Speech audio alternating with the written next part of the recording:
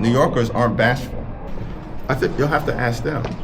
And it's such a diverse district. There's a lot of people to ask. I mean, yeah, you'll have to ask them. Have you talked? I don't hide from my constituents.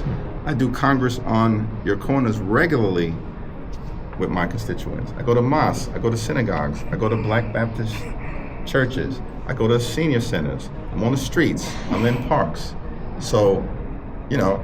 Okay, this is Lauren Burke, and yet another day of asking the Democratic leader of the U.S. House, Hakeem Jeffries, who is from Crown Heights, Brooklyn, a place that I am extremely familiar with. I'm from New York, from the Bronx. My grandmother bought a house in Crown Heights in the 1950s, which we still have in the family, thank goodness. And Hakeem Jeffries is in the district next door. The district I'm in is Yvette Clarke's district, but both districts are quite diverse, and we in the media are talking to him a lot about whether or not he's going to endorse Zohran Mamdani, who of course is running for New York City mayor, primarily against Andrew Cuomo. As many of you know, the mayor of New York, Eric Adams, is also running, and then there was a story this week that the Trump administration may in fact offer him a job to leave and do something else, because quite frankly, he is extremely likely to lose. Jeffries has a fly-in presser, usually on Monday or Tuesday, whatever day the House comes in. And then he has his presser at the end of the week's session, which of course was today, September 4th, Thursday. It's usually on a Thursday, of course, on a Friday or a Thursday. He, when I came, I did come late, which I typically don't come late, but I came late.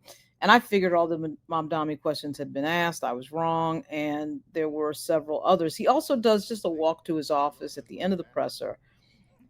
Pretty gracious about that, as a matter of fact, because he really could have the attitude of, why do I keep talking to you folks when I just had a whole press conference? But actually, he does take some questions on his walk to the office, which is what the video that I'm about to talk about is going to reveal.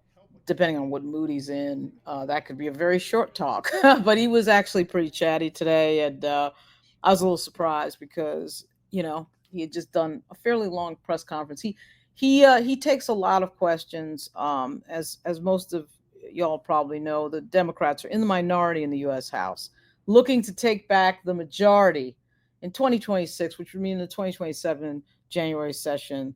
Jeffries would likely be the next Speaker of the House, and of course he would be a historic Speaker of the House.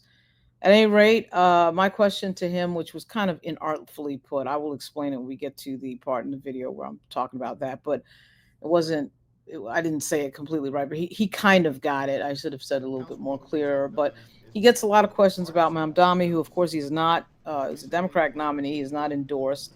Mamdani is a socialist. The Democratic Party has always wrapped around the axle on this question of, should we embrace socialism? But what's funny about this and what's interesting about it is that so much of what Mamdani is talking about with regard to affordability issues and the cost of living aligns very closely to what the Democrats like talking about. So, my question is now becoming increasingly, why hasn't the leader endorsed? Now, I don't think this is make or break. It's not like, Mamdani's definitely going to lose if he doesn't get the endorsement. It's just a more interesting thing about who the Democrats view themselves as and what their messaging reveals. And to me, it's more interesting for that reason than anything else. Control the House, the Senate, and Donald Trump is the president. Yet we've heard nothing from them about what their plans are relative to making sure we avoid a government shutdown and fund the government in a way that meets the needs of the American people. There's a government funding shutdown issue coming up at the end of the month that's going to be spectacular. So that's the first question he received from a reporter, I believe the fellow to his left. All House Republicans have done is put forward partisan bills, most recently the Labor Aids bill, that represents a continuation of an unprecedented attack on the health care of the American people. That is not acceptable. Can you talk about how the Jewish community may or may not be impacting your decision around Mamdani? I'm sure you've seen online people calling you AIPAC Shakur and all this. Hakeem Jeffries. Because, I'm a political nerd. Like, I love talking Charlemagne politics. hates him. You do? I don't hate him. I just don't think he stands for anything. Well, I think that I call him AIPAC Shakur. But it's a sizable community in your district. So have you talked to them about the endorsement or not endorsement? I continue to talk to people throughout the very diverse district that I represent. It's a majority minority district. And of course, he does, of course, talk to, I'm sure, a lot of folks in his district. Do you support the thing about that, of course, is that online he is increasingly suing to get the National Guard out of DC? Online, he's increasingly being called AIPAC Shakur, which of course is a reference to the number of donations he receives from AIPAC, which is a huge amount of donations. Certainly as a leader of the party, that's one of the reasons. But the other reason is he has a sizable Orthodox Jewish and probably just non-Orthodox Jewish, just a sizable Jewish community in his Brooklyn district. So it's not just the AIPAC money, it's actually the actual constituencies in his district. Also, he does have a sizable, of course, constituency in his district as African American. So, I mean, but this being New York, it is a very diverse district. So, one of the challenges for New York politicians, and really not just New York, but we're talking about New York in this example, is that you do have to play to a lot of different audiences. You do see with Donald Trump, he's only really playing the one audience, and he's been succeeding by really channeling what I think is a white fear issue with regard to the changing demographics of the United States. But the Democratic Party is always in this, conundrum and always in this position of having to please everybody, which is extremely difficult. It is extremely difficult. And New York, from an economic standpoint, has become, particularly New York City, Manhattan specifically, has become almost impossible for any middle class person to afford. And so Mamdani is channeling that. And so I am a little surprised the endorsement hasn't happened yet, just really basically because, Democrats usually endorse Democrats. But that issue, the fact that AIPAC is probably not thrilled, that Mamdani is the nominee, that issue is sitting right out there. And I'm not sure he's directly been asked about it. AOC this morning was asked about support for Mamdani. She's not happy that you're not supporting him. Because you're in New York, right? Yeah. I just haven't weighed in one way or the other. But stay tuned, and I'll have more to say about it when I'm back home in New York City. What do your constituents want you to do on Mamdani? Say it again? What do your constituents want you to do on Mamdani? So that question right there is, what do your constituents want to hear from you on Mamdani? Basically, his answer was, you need to ask them that. Those actions. And how is it designed to make the country safer? What do your constituents want you to do on Mamdani? Say it again? What do your constituents want you to do on Mamdani? I think you'll have to ask them. And It's such a diverse district. There's a lot of people to ask. I mean, you'll have to ask them. have you I talked don't to, hide from my constituents. I do Congress on your corners regularly with my constituents. I go to mosques, I go to synagogues, I go to Black Baptist churches, I go to senior centers, I'm on the streets, I'm in parks. So, I think New Yorkers aren't bashful.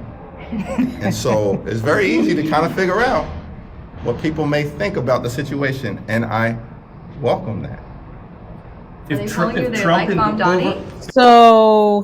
endorsed one of those candidates, would it disqualify him from your endorsement? If Trump endorsed any of those candidates, it won't help a candidate, it will hurt them. Sir, can you just circle back real briefly to the ICE raids and the immigration situation? So he gets an ICE question at the end here, not a bad one. But at any rate, Mamdani, why isn't he endorsing Mamdani? Apparently Don Lemon, who's been on Capitol Hill all week this week, and it's very exciting to watch that, a new media platform, of course, the Don Lemon Show. Everybody, of course, knows Don Lemon from CNN. And so to watch him do sort of man-on-the-street interviews with folks in the Capitol, he ran into AOC, and he's been doing some really good interviews on Capitol Hill. Apparently Jeffries told Don Lemon that, stay tuned, something's coming, or something that sounded like something might be coming on the Mamdani endorsement or not endorsement. I mean, who knows? But it sounds like something might be coming, but we'll see. Again, it's not, life or death. It's not like, oh my God, if he doesn't endorse, the world's going to be. But it is an interesting question because the issues that the Democratic Party talks about, certainly the Democrats in the U.S. House, and the issues that Mamdani talks about are pretty much the same. I'm always amazed that once you put the word socialist out there, everybody runs for the hills.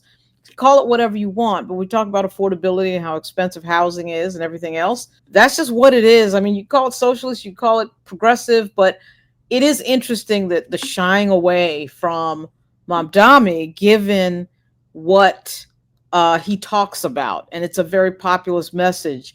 I actually think this has more to do with policy in the Middle East than it does with populist messaging or not populist messaging. But interesting that Jeffries has not endorsed yet. Thank you, everyone. Thank you. So that's it. That's the Jeffries walk back to his office and after his presser. And we journalists go away after that, and then this is over. But I will say that there it is, a little bit of update on Mamdani. I do think something is coming. I just don't think they can do this forever. They'll probably just endorse him because they're tired of getting questions about it. But at any rate, that's pretty much it. Great seeing Don Lemon. I think I'm on Roland Martin tonight. I don't know, but there was a big anniversary show tonight on Roland Martin. A huge winner. And you talk about new media. He has the most audience, the biggest audience right now of any of the new media folks that cover politics and hard news and not fluff. So it's been really great. And of course, we'll be watching Joy Reid tonight at 7:00. This is Lauren Burke, and been on Capitol Hill all week. They just got back after the Labor Day recess. I'll do an update on the car, the company car, the Hoopty, the Honda Element. I'll probably do an update at some point this weekend. See you very soon. Is there any benefit in negotiations to a short-term CR? I mean, time is running out, isn't it? Republicans control the House, the Senate, and Donald Trump is the president. Yet we've heard nothing from them about what their plans are relative to making sure we avoid a government shutdown and fund the government in a way that meets the needs of the American people.